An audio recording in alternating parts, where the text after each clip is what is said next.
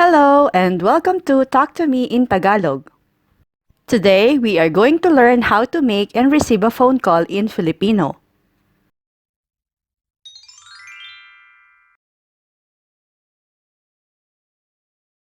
Since we don't have a Tagalog word for hello, we also say hello as an opening remark.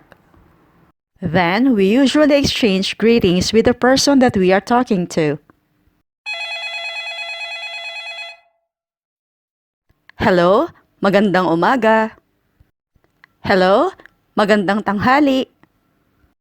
I would like to remind you that Filipinos value respect and politeness, so I would suggest that you use the word po to show respect to the person that you are talking to for the first time. Hello, magandang hapon po.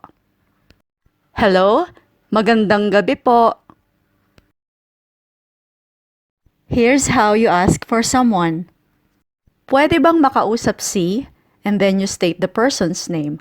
Pwede bang makausap si Jim? May I speak to Jim? To be polite, you add po after the word pwede. Pwede po bang makausap si Jim? Pwede po bang makausap si Jim? May I please speak to Jim? Here's a rather informal way of looking for someone on the phone. Pwede kay, and then you say the person's name. Pwede kay Jim? Pwede kay Jim? It means, Jim please. If you are the receiver of the call, here's how to ask for the caller's identity. Sino po sila? Sino po sila? Which means, who's on the line please? Or you can simply say, sino to? Sino to? Which means, who's this? Pakisabi si, your name, po. Pakisabi si Riza po. Pakisabi si Riza po. Please tell him or her it's Riza. Or, si, your name, to. Si Riza to. Si Riza to. To is the contracted form of the word ito, meaning this. Si Riza to means this is Riza. If the person is in, you should say sandali lang or sandali lang po, which means wait a minute or please hold on. If the person is out, you should say wala siya dito ngayon. Wala siya dito ngayon or wala po siya dito ngayon.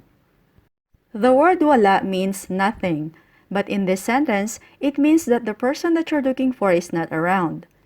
Siya means he or she, dito means here, and ngayon is right now or at the moment. Wala po siya dito ngayon. He or she is not around at the moment. If you want to know the whereabouts of the person that you're looking for, you may say, nasaan siya?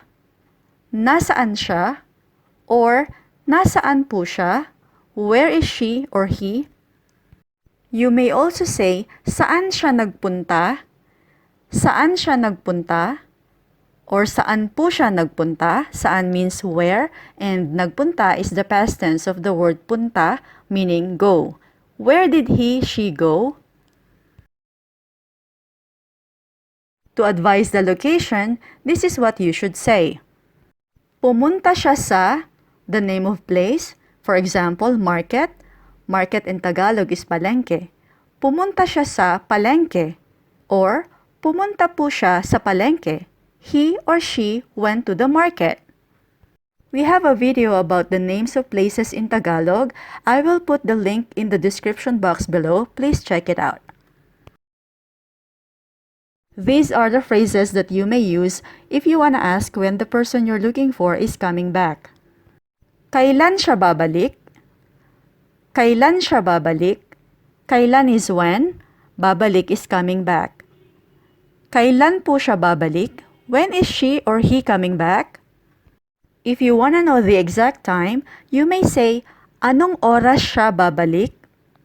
Anong oras siya babalik? Anong oras means, what time? Anong oras po siya babalik? What time is he or she coming back?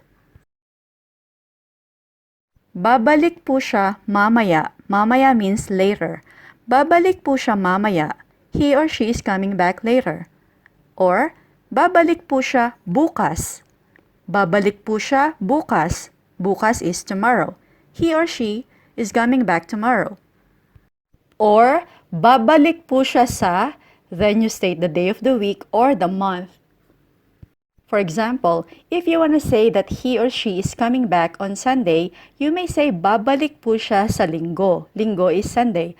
Babalik po siya sa linggo.